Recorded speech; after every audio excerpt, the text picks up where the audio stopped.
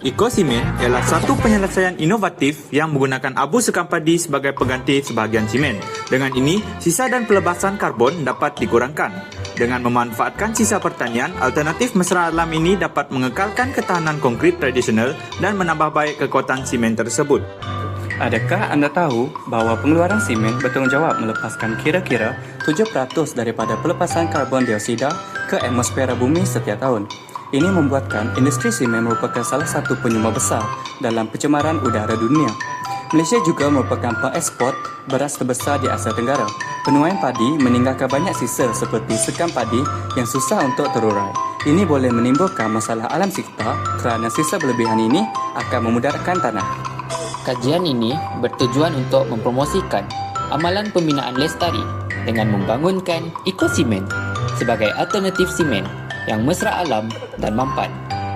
Dengan memanfaatkan sisa pertanian seperti abu sekam padi, RHA, kajian ini menyasarkan pengurangan penggunaan sumber asli dan sisa ke tapak pelupusan serta mengurangkan pelepasan karbon dan kos pengeluaran sejajar dengan usaha global ke arah ekonomi kitaran serta pembangunan industri pembinaan yang lebih lestari.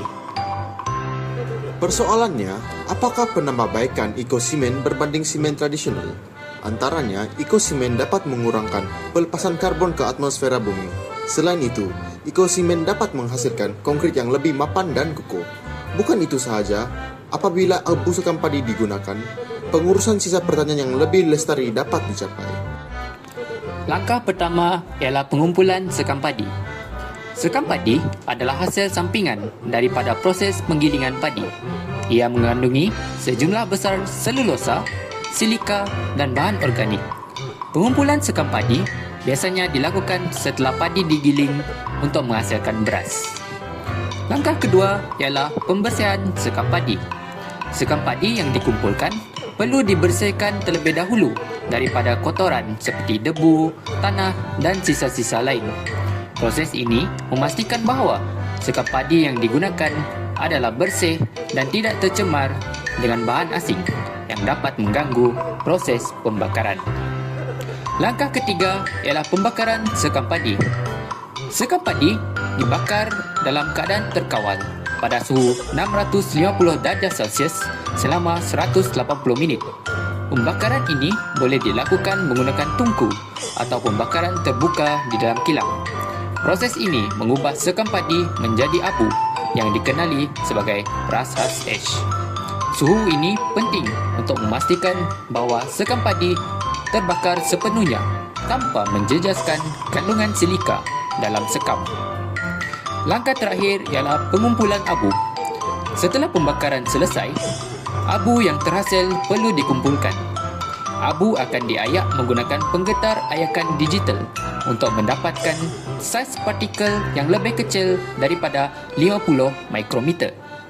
RHA yang dihasilkan akan berwarna kelabu keputihan dan mengandungi kira-kira 80% sehingga 90% silika.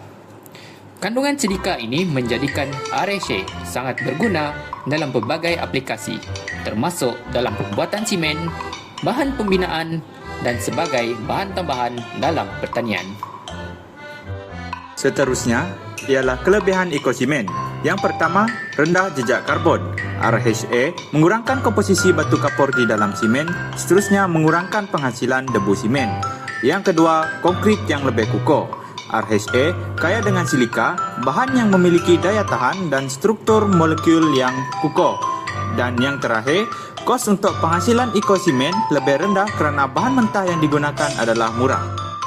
Harga pasaran bagi satu beg simen seberat 50 kg secara purata adalah RM23 berdasarkan kajian harga bagi tahun 2024 untuk bahan-bahan binaan. Namun, dengan penambahan abu sekam padi sebagai salah satu komponen dalam simen, kos keseluruhan simen dapat dikurangkan sebanyak 15% daripada harga asal. Ini membawa kepada penurunan harga satu beg simen kepada RM19.56. Pengurangan kos ini memberikan manfaat besar bukan sahaja kepada syarikat pembangunan, tetapi juga kepada individu yang terlibat dalam sektor pembinaan. Sasaran pelanggan bagi Eco-Simen ini ialah syarikat pembangunan berskala besar. Hal ini kerana tujuan Eco-Simen ini adalah untuk mengurangkan pencemaran terhadap alam sekitar.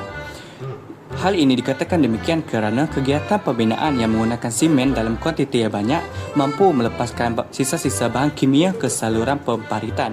Bukan itu sahaja, bangunan yang dibina menggunakan simen mampu mengeluarkan gas-gas rumah hijau ke udara, iaitu karbon dioksida, dan seterusnya menyumbang kepada pemanasan global.